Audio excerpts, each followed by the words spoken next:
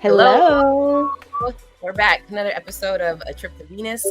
I'm Jordana again. and it's Calliope Willow, and we are talking about Mercury, since that's the talk anyway. So, yeah, there's a lot going on about Mercury since Mercury's in retrograde, but some physical things about Mercury, the planet itself, is where I like to start at because, we want to work a little bit from outward inward sometimes, Beautiful. especially during Mercury retrograde season. So, Mercury, just to start off, it is the closest to the sun. It has got extreme temperatures because it's got a lack of atmosphere, which is interesting. It's got a rocky surface. It's covered in craters, cliffs, has asteroids like comets coming at it all the time. So it's just one of those planets that's like super rocky, moves fast.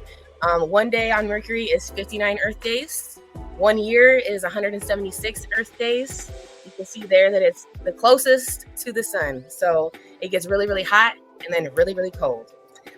Gravity is 38% of Earth, so there is really not a lot of gravity. If you weighed like 127 pounds here, you probably weigh about 37 pounds on Mercury because there's just nothing going on there. That's a hard surface. Let's see, it's got no moons or rings. It's the smallest planet in the solar system and the second densest planet next to Earth. Currently in retrograde in the sign of Aries.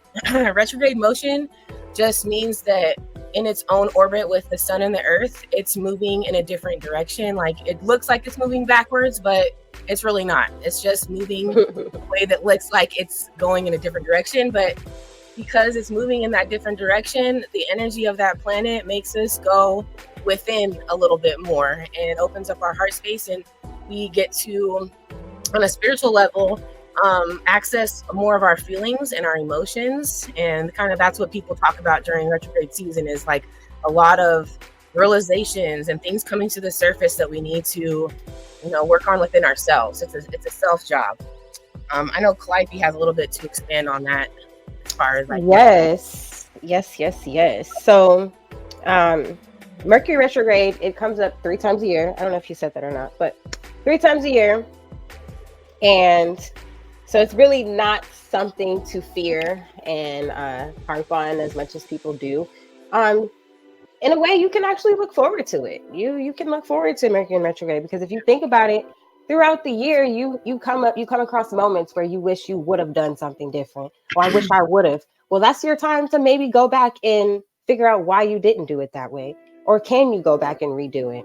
Is there still the opportunity to express what you needed to let go of or express? Do you need to let go of something? Yeah. It's all in the way you want to look at it. I think a lot of people fear it because they're thinking, oh my gosh, everything's going to go wrong. Things are going to fall apart. And if that's the case, if that's how you're looking at it, then you know deep within that you have things you're not assessing when Mercury is direct. So all the other times, when slow things are down, go within, shift some of your thought forms, your perspective. Go over things that like maybe you would have liked to do differently, and then you can do it different the next time. But nothing to fear, because everything is in divine timing. When you're supposed to be learning about these things about yourself, then that's the time to do it. And we all have times where we're very active and we're like in heavy movement and we're grinding, and then there's times where we want to sit still and go within and meditate and figure out like how we can improve like our relationships with people, our relationships with ourselves, and in doing so, in the communication that comes with these relationships and these partnerships that we are in.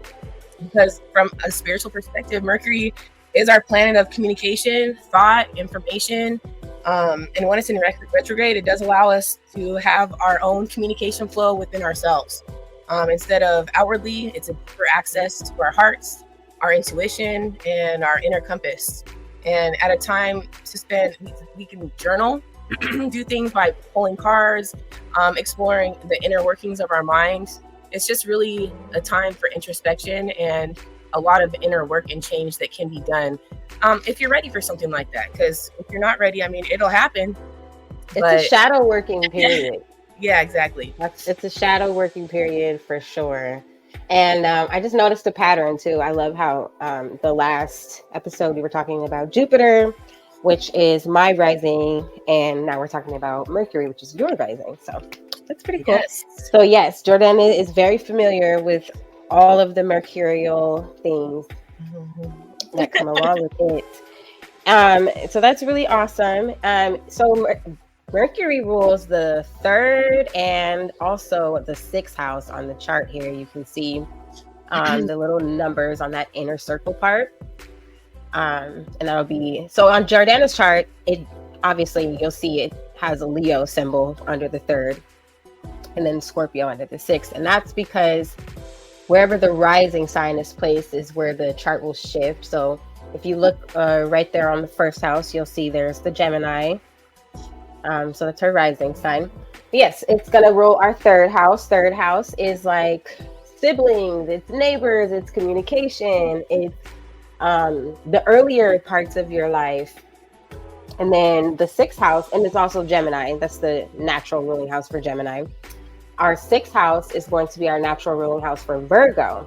So Mercury is a dual planet. So it rules Virgo and also Gemini, which is making the planet androgynous. So it's non-binary. So funny. You talk about it's like it is like this planet. Like if you think about your Virgos and your Geminis, and they're very like intellectual and they like to talk and debate and it's like never like overly like passionate, and it's never like just like logical and matter of fact. It's always like this balance of, you know, exactly like a little bit of both. Exactly. Yes, so it's a little bit of both in real time and see that, you know, like expressed in our realities and like with the people that we're like friends with and like our relationships like that. So it's cool that way. I like it. I love Mercury. It's a beautiful planet. There's so much that comes with it. Also, so since we were talking about how it's androgynous, let's get into how that actually works. So Gemini would hold the masculine side of the Mercury energy, and Virgo would hold the feminine side of the masculine energy. So typically, when you're looking at the Mercury planet in your astrological chart, you want to look at whatever sign that falls in, and that will let you know which aspect or which energy the planet Mercury is going to be taking. So for instance, if your Mercury is in Scorpio, you're going to have a feminine Mercury. If your Mercury is in Aries, as it is right now currently, you're going to have a masculine energy backing your Mercury sign. Pull up my chart again so we can see it. Where is her Mercury at? Yeah, circled is mine is in Libra in the 5th house. Okay. So and it's conjunct my sun. Yes. So for example, Jordana's Mercury placement is more masculine leaning. And that doesn't mean like, well, we already know. We're too far and we're not going there. We're too far overnight. We ain't going there. Y'all know what masculine and feminine is. So yes, that is very interesting too. And since I had mentioned Mercury in Aries, so since we're in that phase right now, is where we're currently at. Really, it's just being courageous. It has a lot to do with saying the things that you need to say, expressing yourself, self-advocating for yourself, showing up for yourself right now. So people who should be worried about the retrograde, if you have not been showing up for yourself and you know you've been getting walked all over, you've been in that other side of Aries, which is Libra. You've been a little bit too passive and letting people kind of push over you. This is going to be you need to be careful because this heavy. You might pop. Yeah, those are the people who might have a blow up. And that's okay because a lot of the times it needs to happen. Stop talking to my phone. And not to mention the nodes of the moon are in Aries and Libra right now. So like everything is heightened to like the 10th degree, and then having the retrograde happen in Aries while it's in the North Node, it's like literally like focus on yourself and your personal goals and making yourself better. This is the time to do it. It's like that introspective period where you're like, okay, what's my next steps? What are my next plans? Because once we're done with the retrograde, it's like full speed ahead. Like Aries season and then Taurus, where you're getting to this steady, stable place. And we'll go over Taurus and stuff later. But like moving from Aries and having it in retrograde in this period of time when the nodes are very heightened and it's eclipse season as well, it might be a doozy for some people. And then, because change is hard, especially when you're used to like people pleasing or, sacrificing yourself for others or for the greater good when you haven't been taking care of yourself. Like that's some major themes this season during Mercury and while it's in retrograde in Aries. So yeah. Some of the other topics with Mercury that I really like is associating with like days of the week, colors. So I wore my green today because emerald is for Mercury. And it's a Wednesday. Mercury rules Wednesday. So Wednesday would be a good day to, when it's not retrograde, to have conversations, business meetings, sign contracts, really like get nitty gritty. Like if you really have like a deep conversation you want to have with somebody, Wednesday's a good day to do it. And you wear your green Definitely and on a Wednesday. your communication, and things will flow for you in ways that you didn't even realize because you're in alignment with the solar system and the planet and all the energy that goes along with that as well. Speaking of colors too, we also have yellow. Yellow is also a great Mercury color too. So it's good. Yellow is a good color to wear if you're trying to attract opportunity. I wouldn't necessarily wear it to a job interview, but if you're trying to attract an opportunity, yellow is a great color to wear. Also, it represents the solar plexus. So that's a mercurial energy over there. So you can create with that. And Mercury people are extremely creative. A lot of very, very talented musicians have dominant Mercury placement. They are either Virgos or Geminis. We all know a few great musicians that are Virgos and Geminis. So Kanye West. Kanye. We got Kanye. We have Tupac. We have Biggie. We have Beyonce. We have Michael Jackson. We have Prince. We've got a lot of very great people who are up there. And even some people that are a little slept on. Let's get into Dave East. Cannot forget Andre 3000. 3 stacks. We got some great mercurial musicians out there.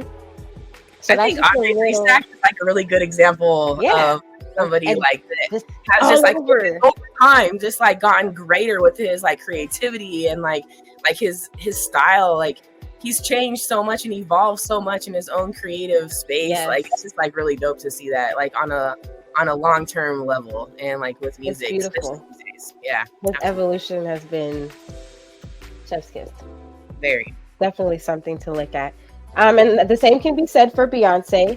Since we brought up the Gemini, let's talk about the Virgo too. Let's talk about the Virgo. The same can be said for Beyonce. Yeah, the feminine. Let's get into the feminine. Because yes, the same can stand for her. We just seen her release an amazing country album, and it's like, damn. Outside of her regular form that we know her as, but like probably like a big part of her roots, obviously her being from Houston and like, wanted to tap into like the layers of Mercury, all of the hidden things that come out when you do converse with a mercurial person.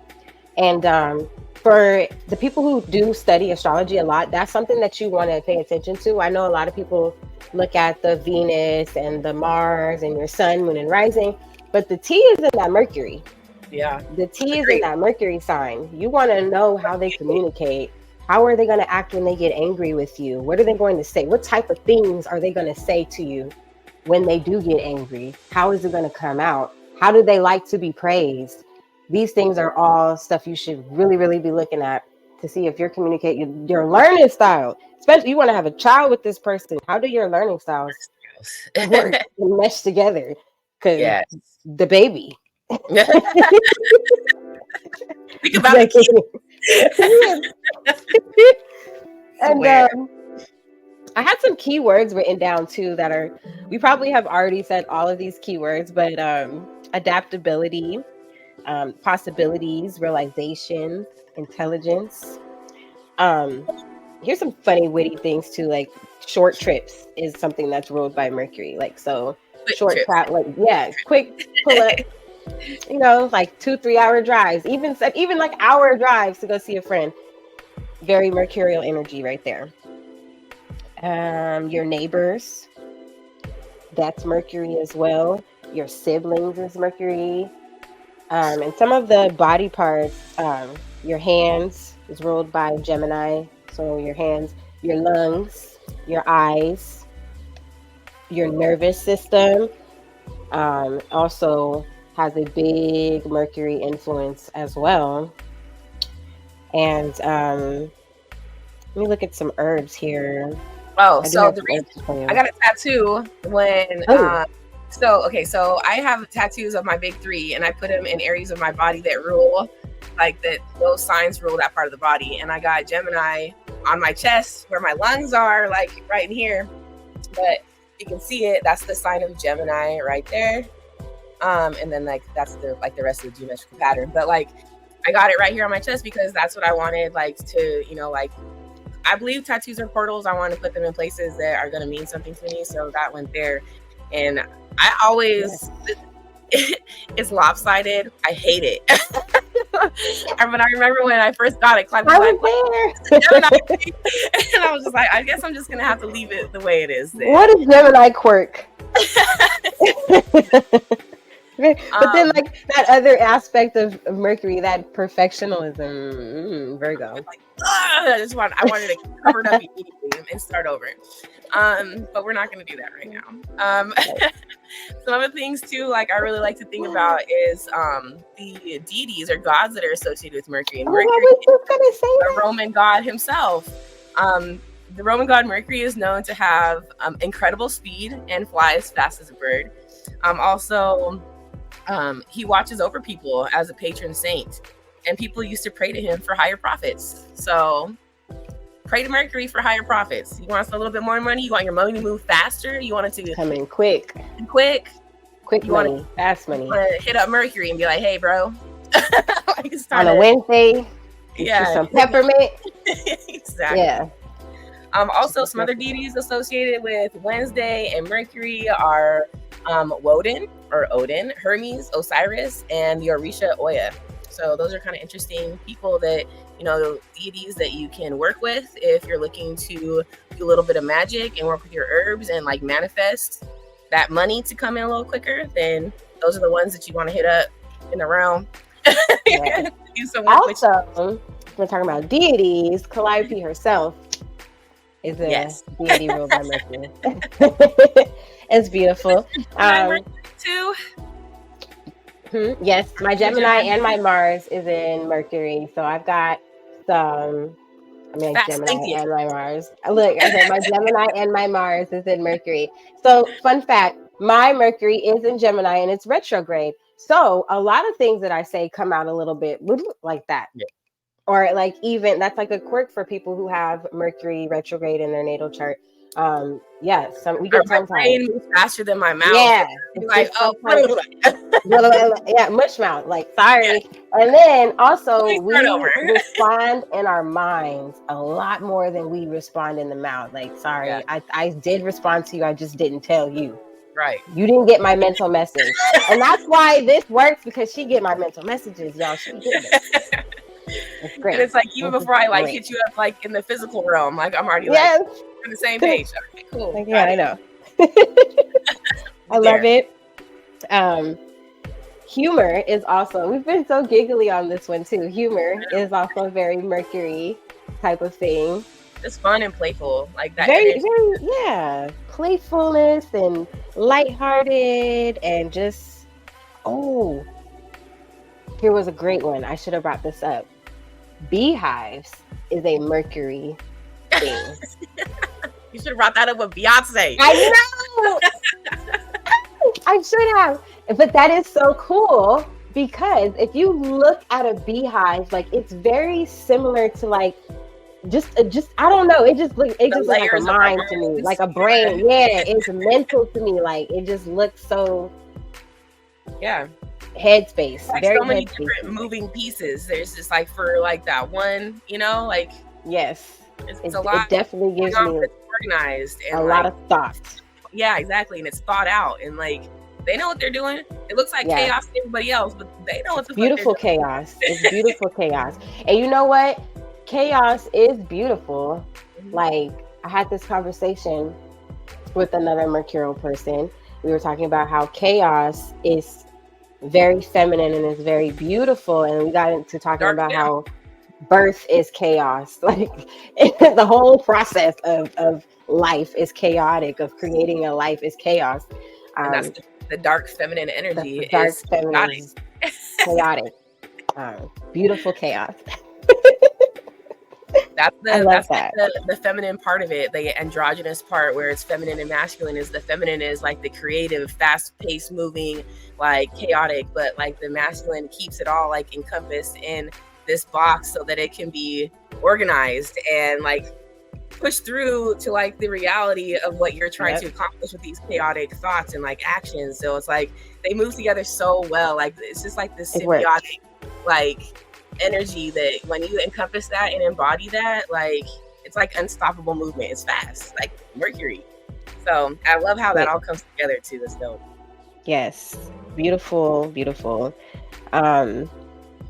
Another thing that people with Mercury placements or strong Mercury placements, or a lot of Gemini placements, a lot of Virgo placements, need to be careful is gossip, because Mercury does rule gossip, so that could come back on you in a negative way. So just be careful with that.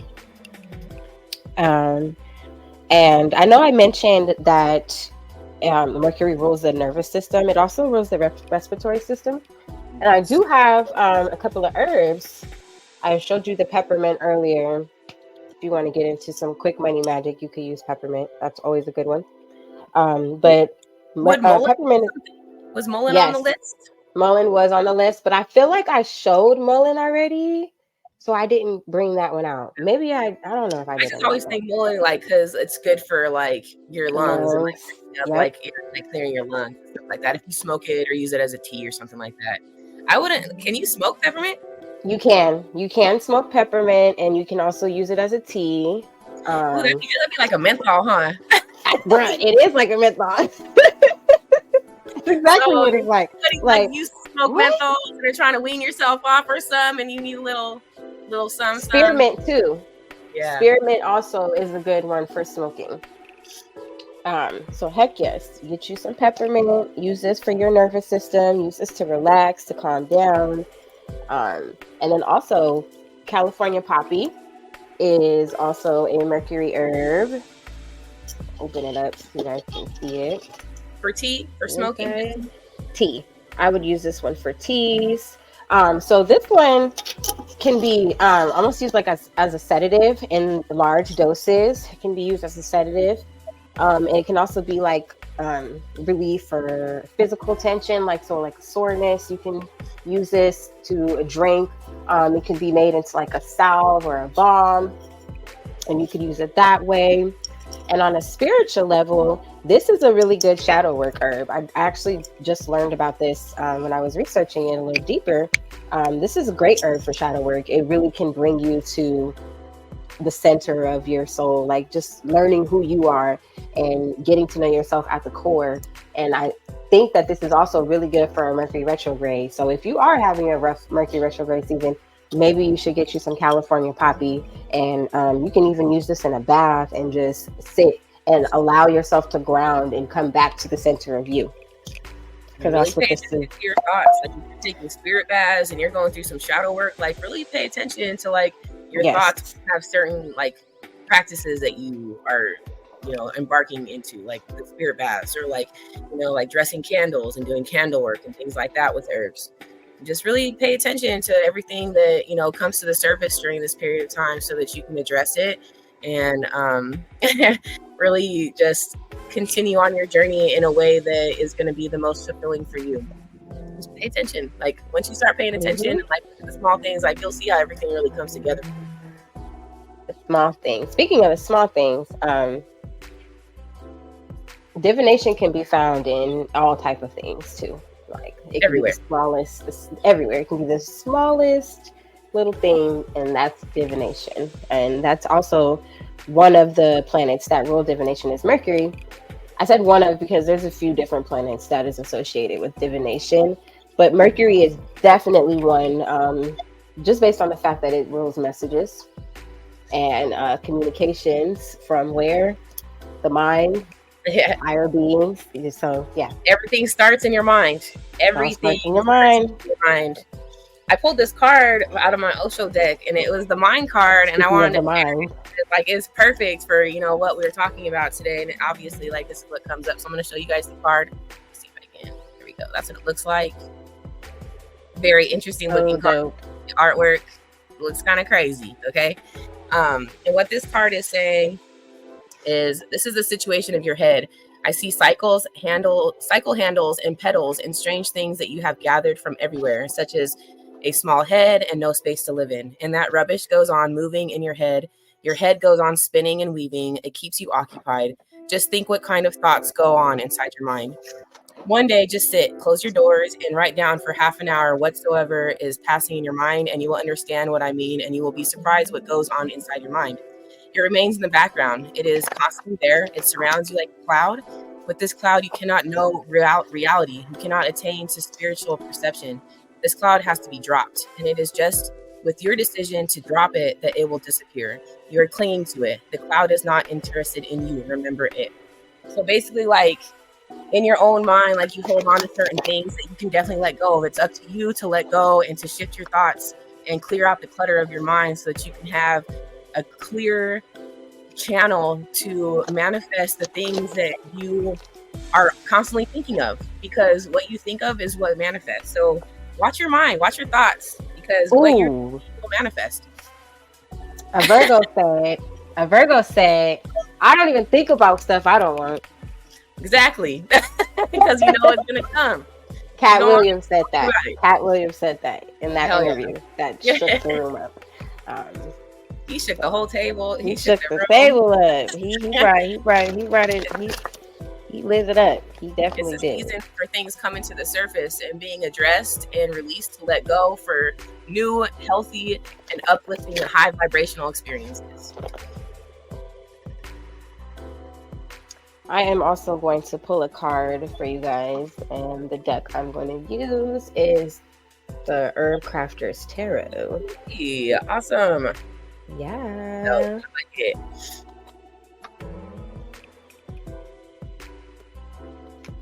Kind of looks like California poppy on that on the box. On the cover. But I think it's calendula. Another good one. I love calendula. Calendula is great for so many reasons. Oh. I'm not ready yet. Like, whoa. I wasn't ready. I wasn't ready for that yet. Hold on. They hot. They're yeah. They're ready to go. Yeah. All right. They're popping quick, so let's take it. Ooh, okay. We got the devil card. Ooh. We got the devil card. So, release yourselves. Release yourselves. If you're feeling uncomfortable, it's because you are bound to something that you need to let go of. You need to make space for the new. You need to make space for what you actually want so that you can get out of the focus of what you don't want. You are shackled to things that no longer serve you and that aren't taking you anywhere. So we need to move out of that space. And this is a great time to go in. And it might get messy. It might get explosive. But it's because we couldn't move that energy without having these explosions. So you need to be willing to walk away. Because with the devil card too, is yes, it's the devil, and yes, you feel stuck and you feel chained, but you are more, it's more of a mind thing than it is a physical. Once again, back to the thoughts in your mind. Yeah. Mind your thoughts. Clear out your mind. And Make only think space. about the things that you want to come to fruition. I'm sorry. Forgot to show you this card. Ooh, that's pretty. It's very cute. Blackberry. Look at that pie. That looks good as hell. Now I'm interested in, like, what is the symbolism of the blackberry? Yeah, that's something we should look up too. Well, let's look at the book. The book. So witchy. If y'all didn't get that Hocus Pocus reference, you're too young to watch this shit. Then watch it and come back.